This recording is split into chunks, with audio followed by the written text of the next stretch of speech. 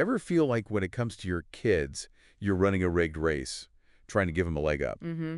Like you're constantly trying to play catch up. Right. Well, today, we're tackling that feeling head on. No Yes. more shying away from the tough stuff. We're diving deep into how to give your child an unfair advantage. Okay. And I'm not talking about trust funds or, legacy admissions or any of that. Yeah. Yeah. I mean, No. those things certainly don't hurt. Of But course. Of course. that's not what we're focusing on today. Right. We're talking about recognizing that the world, let's be honest, it isn't a level playing field. It's not. No. And some kids, well, they're just born with built-in advantages. Mm-hmm. And frankly, that's not really fair. No, it's not. But here's the thing. As parents, we can actually do something about it. We can, in a way, level that playing field a bit, Absolutely. by intentionally equipping our kids with the tools and experiences they need to thrive, I love that. to really thrive, I love that. That's what it's all about. right? Because, we tell our kids all the time, success is about hard work, good grades. Right. Right. But let's be honest, there's this whole hidden curriculum out there. Oh, absolutely. It often really determines who gets ahead. Yeah. And that's what we're unpacking today, practical strategies to help you, the parent, become your child's secret weapon. Mm-hmm. In a world that, well, let's face it, doesn't always play by the rules. I love that. The secret weapon. Right. It really captures what we're talking about. Yeah. Because we're not talking about spoiling kids. Right. We're not talking about giving them a free pass. Yeah. This is about giving them a strategic edge. Exactly. Filling in those gaps that traditional education and societal structures, they often just miss. They do. They do. Yeah. Okay, so first up, let's talk about broadening their horizons. Okay. And I'm not just talking about, fancy vacations or expensive summer camps. Right. Although, hey, those can be great. Of course, yeah. But what I'm talking about is intentionally exposing your child to experiences that cultivate a wider worldview, Mm-hmm. things that make them more adaptable, Yeah. culturally aware, Absolutely. and comfortable navigating a world that is, well, increasingly interconnected. It is. You know, It really is. think about it. If your child's only exposed to people who look like them, Right. think like them, Yeah. live like them, Mm-hmm. their potential for growth and understanding is inherently limited. It is. It's like trying to learn, a new language by only studying the grammar rules, but never actually speaking it. Yeah. Right. That's a great analogy. You need to immerse yourself in the culture. Exactly. You've got to experience the nuances, Yeah. make those real-world connections. Absolutely. That's what we're talking about. Yes. So what are some concrete ways that parents can broaden their children's horizons without, breaking the bank Right. or turning every weekend into some sort of educational field trip? Yeah, that's a good point. Yeah. Because it doesn't have to be this big, elaborate thing. No. Start by thinking about what's available right in your community. Okay. Do you live near a museum, Mm-hmm. a historical site, Yeah. a cultural center? Right. A lot of these places, they offer free or discounted admission, especially for kids. They do, yeah. And even a trip to a different neighborhood Oh, yeah. with different architecture, Yes. different shops, different people. Right, right. That can be a really valuable experience. I totally agree. Yeah. It's about opening their eyes to the diversity that exists within their own city, their own state, even their own block. Mm-hmm. And with the internet, I mean, the possibilities are endless. They are. You can take virtual tours of museums around the world, Yes. explore different countries on Google Earth, That's right. even attend online cooking classes to try out cuisines from different cultures. Absolutely. Yeah. And don't underestimate the power of storytelling. Oh, that's a good one. Both reading and sharing stories from different cultures, Mhm. books, movies, documentaries, Yes. even just personal anecdotes from family members or friends who have lived in different places. Mm-hmm. All of that can spark a child's curiosity, help them develop empathy and understanding for people from different backgrounds. Absolutely. That reminds me of this one time. When I was a kid, my family, well, we weren't exactly well off, but Yeah. my parents, they somehow managed to scrape together enough for a road trip to visit some national parks. Wow. We camped out most of the time, cooked over a campfire, Yeah. and I swear, those starry nights, it was the most incredible thing I'd ever seen. That's It awesome. wasn't fancy, Right. but it was an adventure. Mm-hmm. And it definitely opened my eyes to a world beyond my own backyard. It does, doesn't It it? really did. Those kinds of experiences, they really stick with you. They do. They shape how you see the world, Yeah, how you approach challenges, how you interact with others. totally. It's amazing. So expanding their horizons is about, giving kids a wider lens to view the world through. It is. But let's be realistic. Even with that broad perspective, life's going to throw curveballs. It does. It always It does. does. Yeah.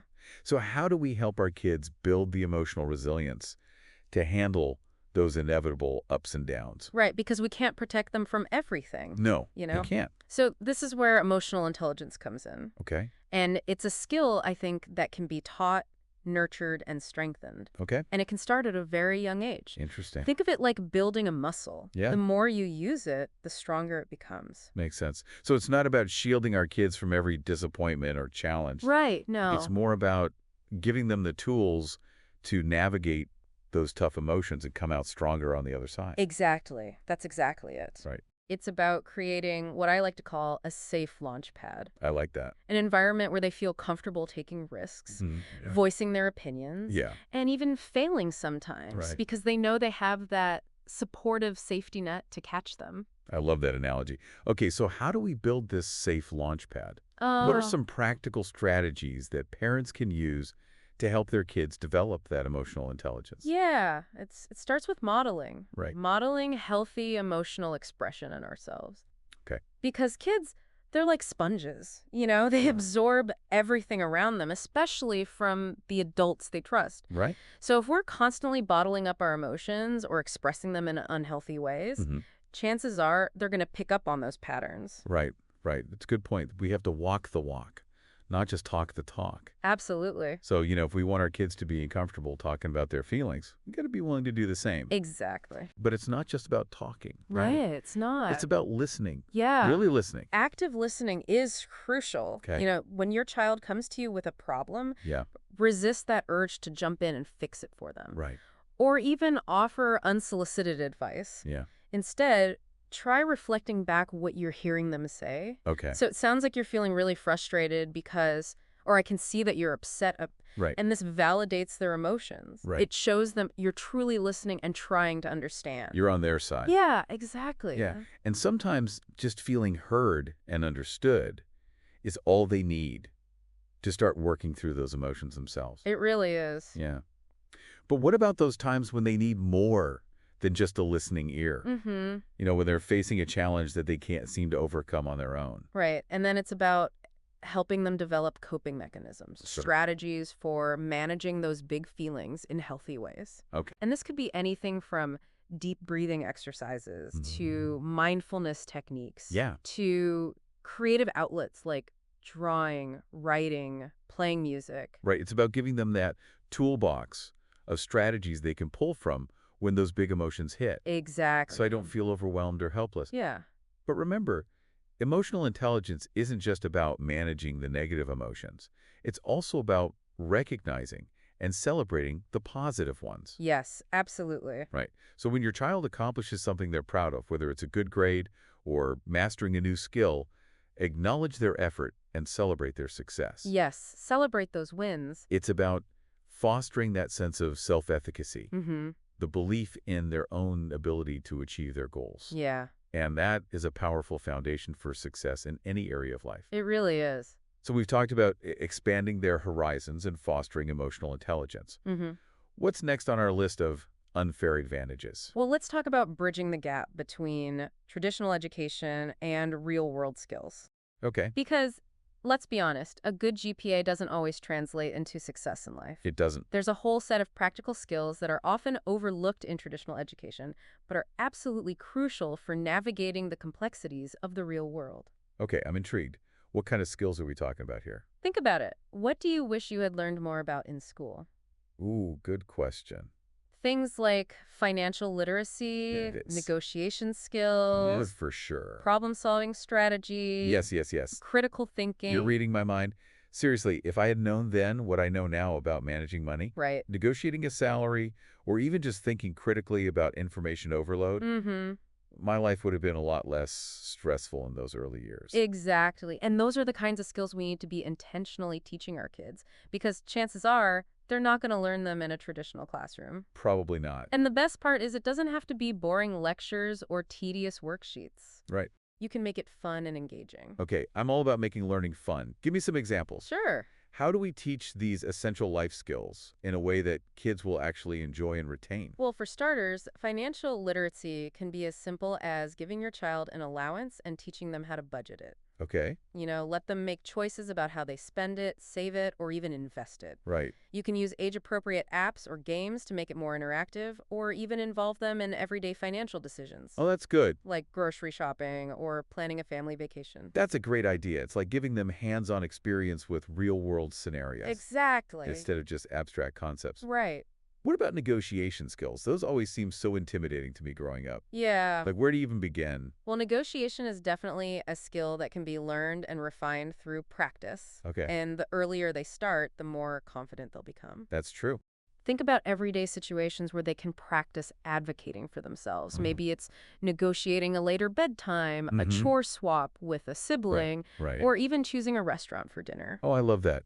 Turning everyday situations into learning opportunities. Yeah, exactly. And it helps them build that muscle of standing up for themselves, expressing their needs, and finding solutions that work for everyone. Exactly. But what about problem solving? It feels like life is just this constant stream of problems. It is.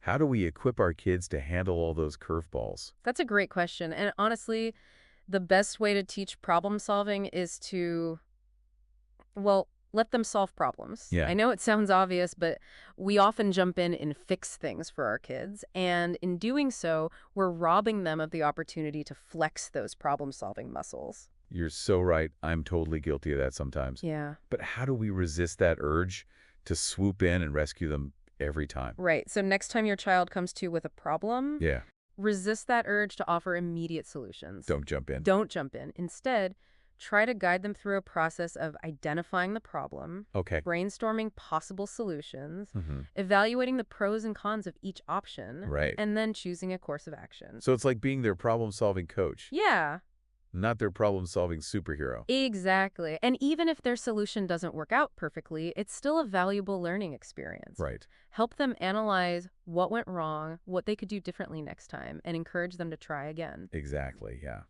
Remember, failure is not the opposite of success. It's a stepping stone.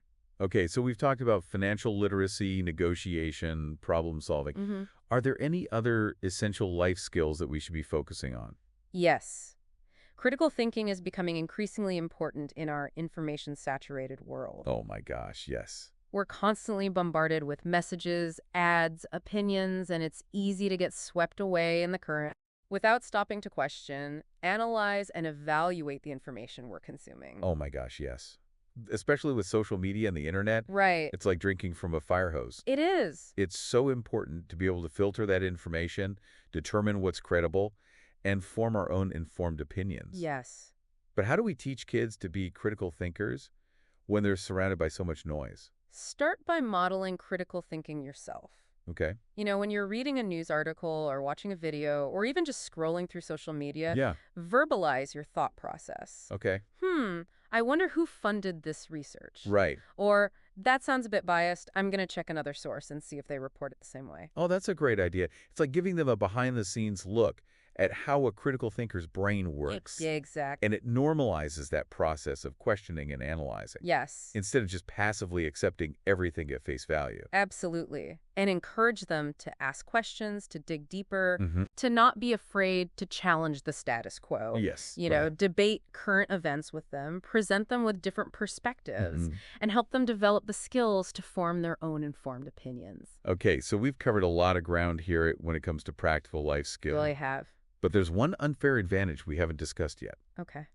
And it's something that can seem a bit, I don't know, calculated, Mm-hmm. maybe even manipulative. Right. But it's something that can have a huge impact on a child's future success. It can. I'm talking about building social capital. Ah, yes, the power of networks. Right. And I get why it can feel uncomfortable, like you're trying to pull strings or game the system. Yeah.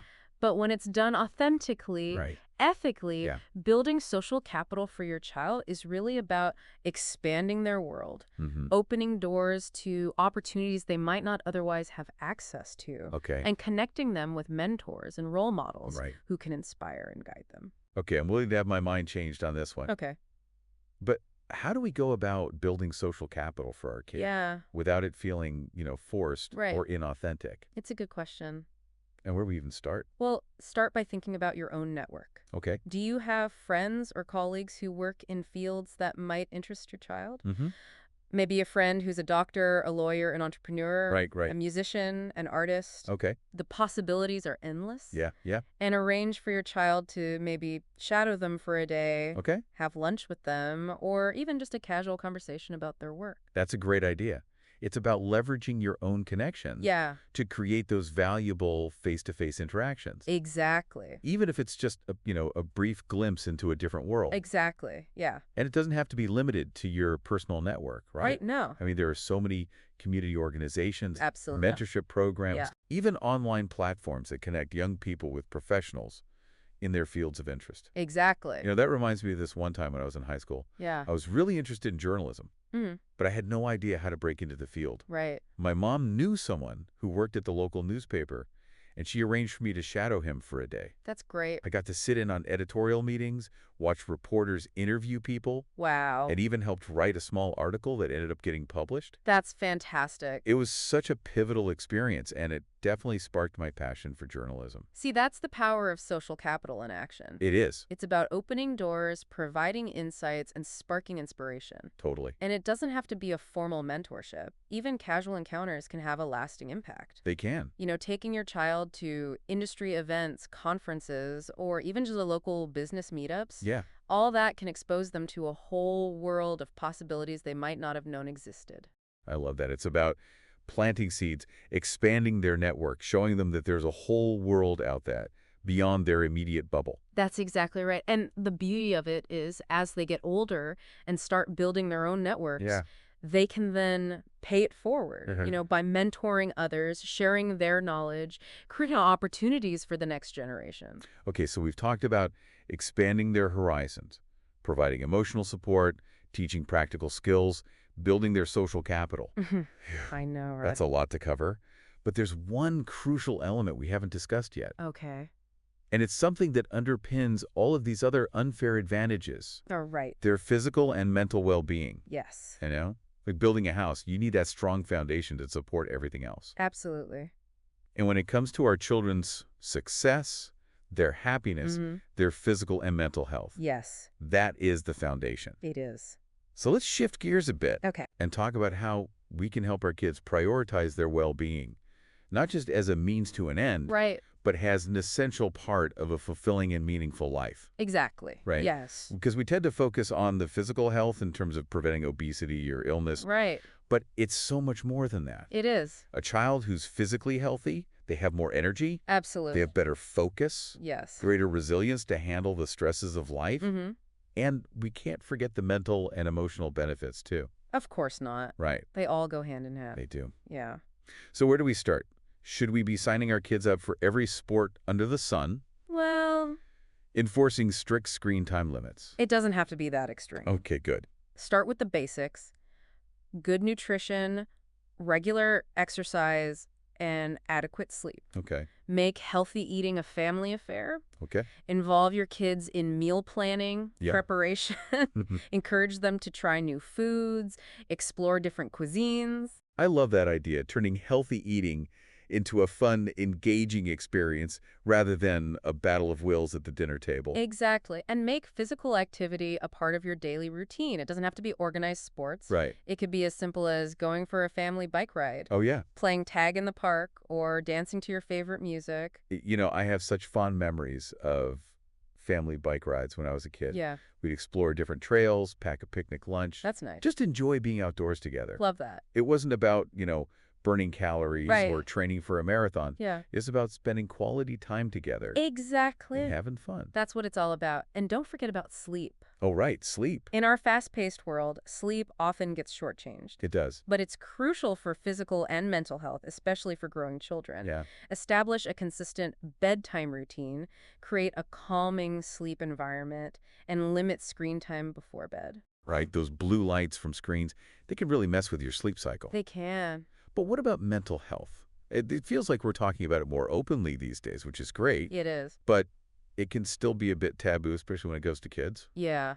How do we approach mental health in a way that normalizes it and makes it easier for kids to ask for help when they need it. Right. The first step is to create a safe space for open and honest communication. Okay. Let your children know that it's okay to talk about their feelings, Yeah. whether they're happy, sad, angry, or anything in between. Right. And listen without judgment. It's so important for them to know they can come to us with anything without fear of being dismissed or ridiculed. Absolutely it is. And don't be afraid to seek professional help when needed. Yes. There's no shame in talking to a therapist or counselor. No, not at all. And it can make a world of difference for children who are struggling with anxiety, depression, or other mental health challenges. Absolutely. You know, that reminds me of a friend of mine who was going through a really tough time with her teenager. Oh, yeah. She was hesitant to seek professional help at first. Yeah. But once she did, Mm-hmm. there's like a weight lifted off her shoulders. Right. Her daughter started therapy, Yeah. and they both learned valuable coping mechanisms and communication skills Mm-hmm. that helped them navigate that challenging period. That's a great example of how seeking professional help can be a positive and empowering step for both parents and children. It can be. It's not a sign of weakness, it's a sign of strength Yes. and a commitment to well-being. Okay, so we've covered a lot of ground here. We have. We've talked about expanding horizons, expert speaker. Providing emotional support, Mhm. teaching practical skills, Right. building social capital, Right. prioritizing physical and mental health. Yes.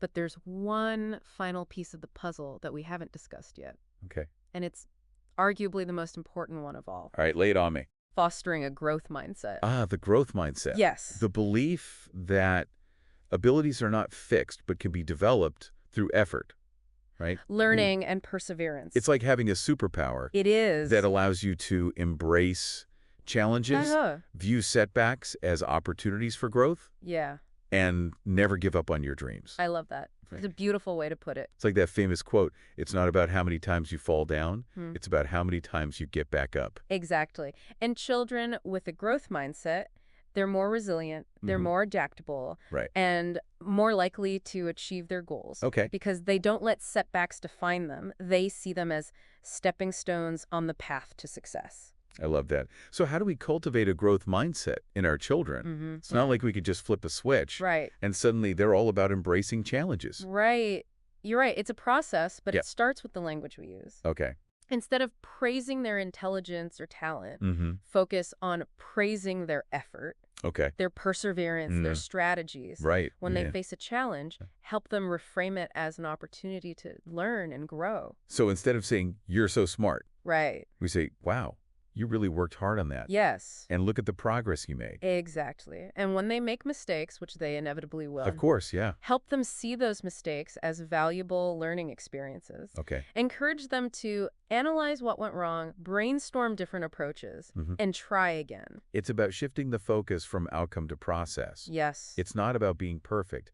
It's about constantly striving to improve. That's it. And it's about modeling that growth mindset ourselves. Oh, absolutely. Kids are incredibly perceptive. They are. They pick up on our attitudes and beliefs, even if we don't explicitly state them. Yes. If we approach challenges with a sense of curiosity and determination, Mm-hmm.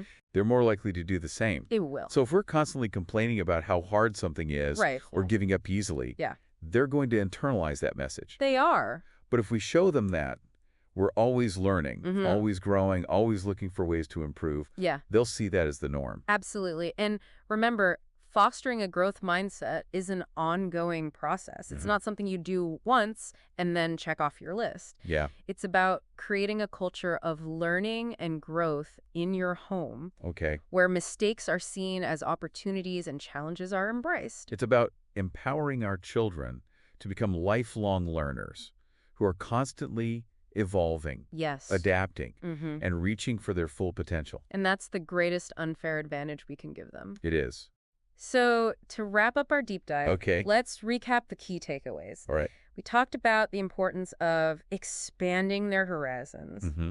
providing emotional support, Right. teaching practical skills, Yes. building social capital, Mm-hmm. prioritizing physical and mental health, Right.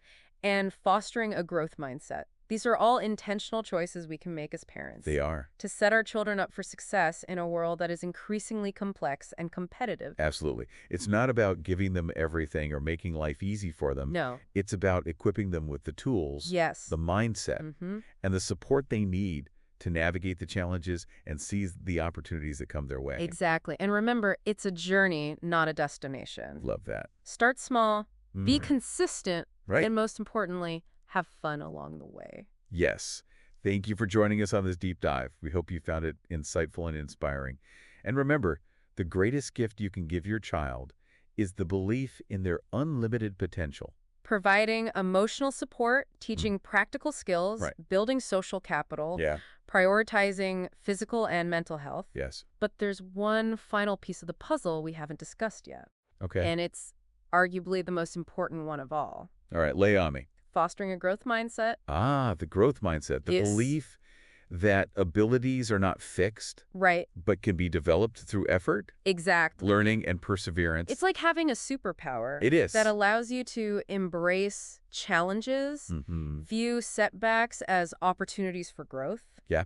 And never give up on your dreams. I love that. It's a beautiful way to put it. Like that famous quote. Yes. It's not about how many times you fall down. It's about how many times you get back up. Exactly. Right. And children with a growth mindset, Yeah. they're more resilient, they're more adaptable, Yeah. and more likely to achieve their goals because Yeah. they don't let setbacks define them. Right. They see them as stepping stones on the path to success. I love that. So how do we cultivate a growth mindset in our children? Well, It's not like we could just flip a switch right. and suddenly they're all about embracing challenges. You're right. It's a process. Okay. But it starts with the language we use. Okay. Instead of praising their intelligence or talent, focus on praising their effort, Okay. their perseverance, their Yeah. strategies Right. when they face a challenge. Yeah. Help them reframe it as an opportunity to learn and grow. So instead of saying, you're so smart, Right. we say, wow, you really worked hard on that. Yes. And look at the progress you made it. Exactly. Yeah. And when they make mistakes, which they inevitably will, Of course. help them see those mistakes as valuable learning experiences. Okay.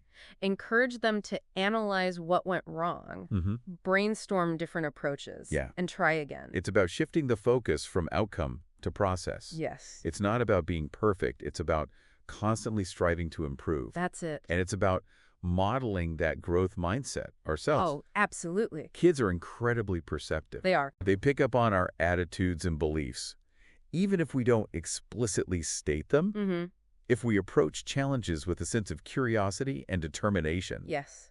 they're more likely to do the same. They will. So if we're constantly complaining about how hard something is Right. or giving up easily, they're going to internalize that message. They are. But if we show them that we're always learning, always growing, Yes. always looking for ways to improve, Yeah. they'll see that as the norm. Absolutely. And remember, fostering a growth mindset is an ongoing process. Right. It's not something you do once and then check off your list. Yeah. It's about creating a culture of learning and growth in your home where mistakes are seen as opportunities and challenges are embraced. It's about empowering our children to become lifelong lawyers who are constantly evolving, Yes. adapting, and reaching for their full potential. And that's the greatest unfair advantage we can give them. It is.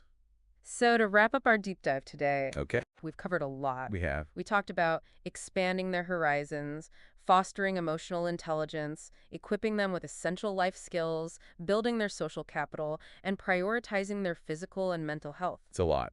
It is, but it all comes back to that foundation, fostering a growth mindset. I agree. And these are all intentional choices we can make as parents to set our children up for success. They are. Remember, it's not about giving them a free pass or shielding them from the world's challenges. Right. It's about giving them the tools, the mindset, and the support they need to navigate those challenges and create their own success. Exactly. And remember, it's a journey, not a destination. Love that. So be patient with yourselves, be patient with your children, celebrate the small wins along the way, Yes. and most importantly, enjoy the ride. Couldn't have said it better myself. Well, that's our deep dive for today. Awesome. Thank you for joining us. And to all the parents out there, remember, you are your child's greatest advocate. You Believe in their potential, nurture their strengths, Mm-hmm. and empower them to create a future filled with purpose and possibility. And to all the kids listening out there, Yes. never stop learning, never stop growing, and never be afraid to dream big. That's it for this episode of Life Unfiltered. We'll catch you next time for another deep dive.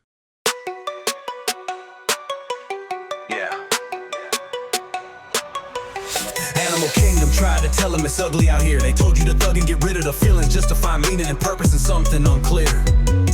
All of a sudden it's substance abundant. Can't drown in discussions, tugging existential bliss in cashmere. Too slick for appearances, numb off ambiance, cause the system condition us blurring our ears. My daddy ain't been gone for too long, this is surreal. Young kings doing wrong to get on, man, it's real. Follow through too strong, swear my team is up next. Led her through the nude scene, make her sing, found her say. Yeah, fully determined, see it unfurling. All I'm learning, call it gain and no loss.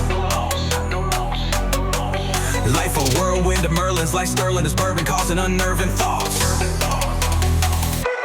Picture a frame, I'm wide awake. Can't play me for no fool no more. Destined for cream, won't stop mundane. Let's pick up speed right out the gate. 3, 2, 1. Hell if I care, I'm doing well and I should hang there. Where boundaries ain't, where liberties reign. Well, hell if I care. Follow life's flow. Shades muted in tone. Hey, like August in Rome. Welcome to life, I'm Future. My music ain't gon' change the world. My people know the lyrics. Animal kingdom.